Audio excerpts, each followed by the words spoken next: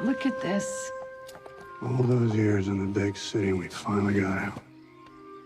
We're living the dream. Maybe it is a dream.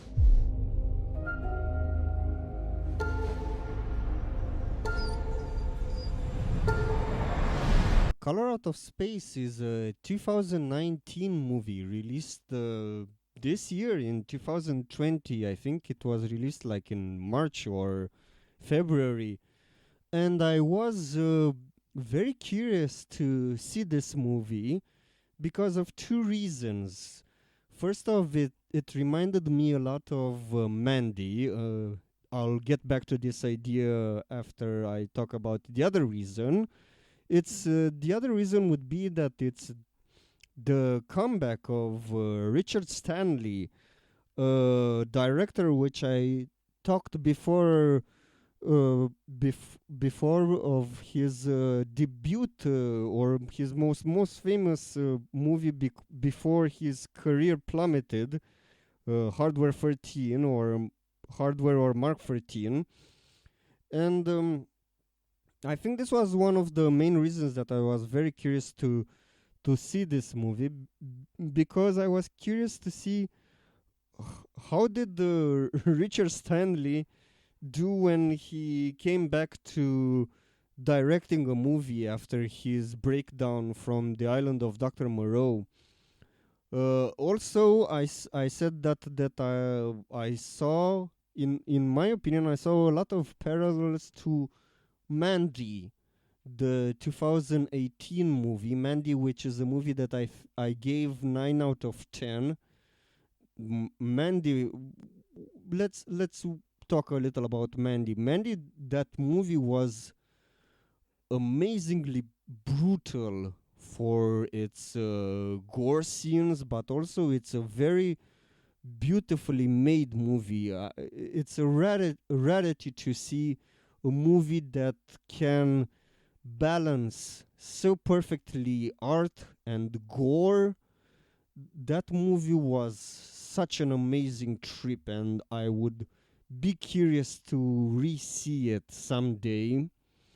I especially liked the soundtrack for Mandy, composed by the late Johan Johansson. I even have bought on vinyl the original soundtrack for the 2018 horror movie. And that movie, although it's influenced by a lot of other movies such as Hellraiser and a lot of 80s horror movies, invasion movies, I really liked that movie. Now, Color Out of Space, although, so I think it was a little influenced by Mandy. It's based on a H.P. Lovecraft book, and I've always been curious.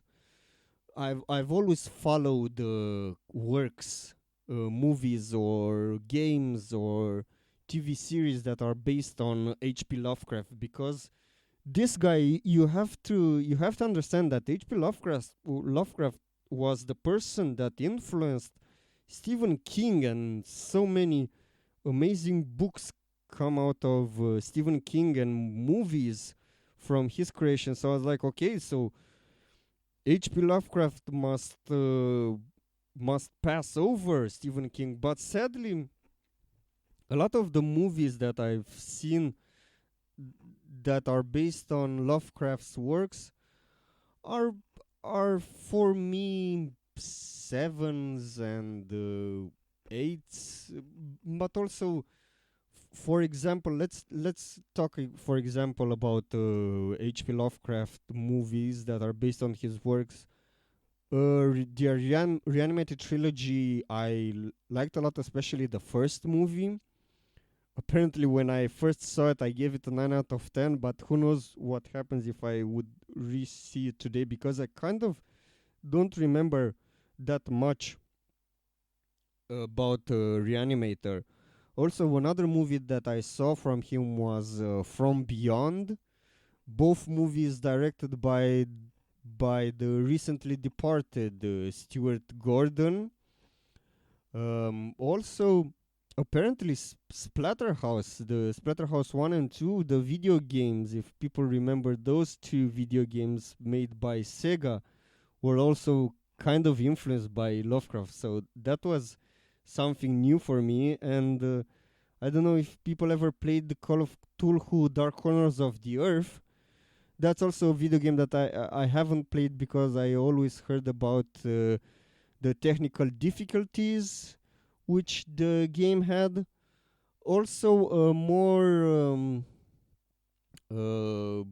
obscure movie based on Lovecraft's work is Dagon, which I recommend to people that liked. And it was also filmed by, directed by Stuart Gordon. So whoa, Stuart Gordon must have been one big fan of Lovecraft's work.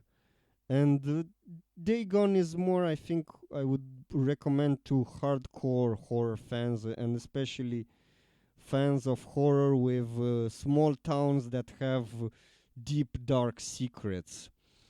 And in some points of view, I would say also Color Out of Space has kind of those similarities.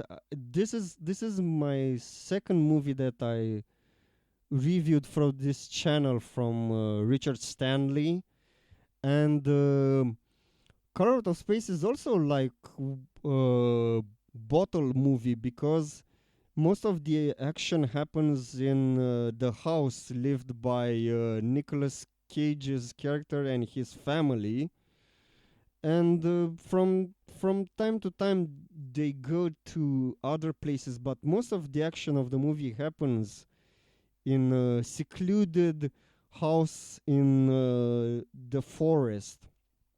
And if I were to talk about positives of this movie, I really liked how it's filmed. So the director is a very good professional. He knows how to direct the movie, how to frame artistry, in my opinion, and the movie is kind of slow build up, so I have to let people know this, that you have to be prepared for a movie that I think like in the last 13 minutes, or let's say 45 minutes, the things really start happening. Psychedelic stuff really start happening. And Richard Stanley, this time he didn't get rocker friends to his movie, but he got Tommy Chong, famous for his stoner comedies Cheech and Chong, and that guy was very famous. And this is also a parallel that he kind of reminded me of when Tommy Chong appeared in the movie. He kind of reminded me of that scene when Bill Duke appears in Mandy. So yeah, I wonder if Richard Stanley saw if he saw Mandy. I'm not accusing him of stealing the movie, but there are some interesting parallels, especially that both in Mandy and Color Out of Space, Nicolas Cage is the main character. But in some points of view, I would say that Nicolas Cage got to work his acting muscle more in Mandy, because Mandy had kind of had more of some drama scenes, some dramatic scenes than in Color Out of Space. Color Out of Space was more concentrated on its atmosphere and its own H.P. Lovecraft influences than on the characters. It kind of had like a lower characterization of its characters than Mandy. Still, I really liked the opportunity to see another H.P. Lovecraft influenced movie, and I hope we get more in the near future. I would really like to see something of a maybe of a mini series or a TV series with Cthulhu and all of the universes that Lovecraft created. The soundtrack of the movie was functional, nothing to really point out. Uh, but I really liked what they did with the colors. There were some body horror moments in this movie. It kind of reminded me of Cronenberg horror at some moments.